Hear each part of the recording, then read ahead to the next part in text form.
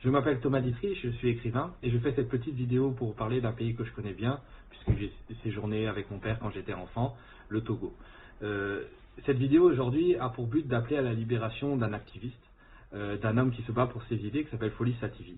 Folis Sativi est le leader d'un mouvement citoyen qui s'appelle En aucun cas.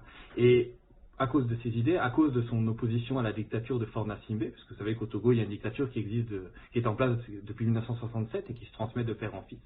Ce jeune homme, étudiant en droit, a été arrêté l'année dernière et depuis lors est emprisonné.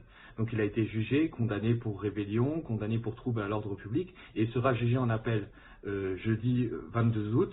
Et je fais cette vidéo pour appeler à sa libération au nom du principe de solidarité internationale, au nom du principe du droit des peuples à disposer d'eux-mêmes. On sait que le Togo est une dictature, mais c'est une dictature soutenue par notre pays, la France.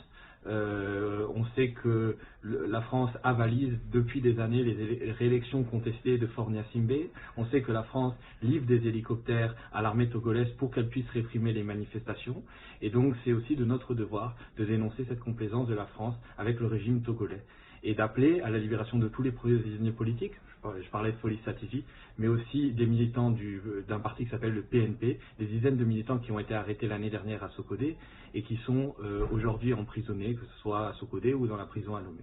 Donc voilà, au nom de la solidarité des peuples, je lance cet appel et j'espère que le régime togolais se rendra à la raison et libérera Folis Sativi ainsi que tous les autres prisonniers politiques.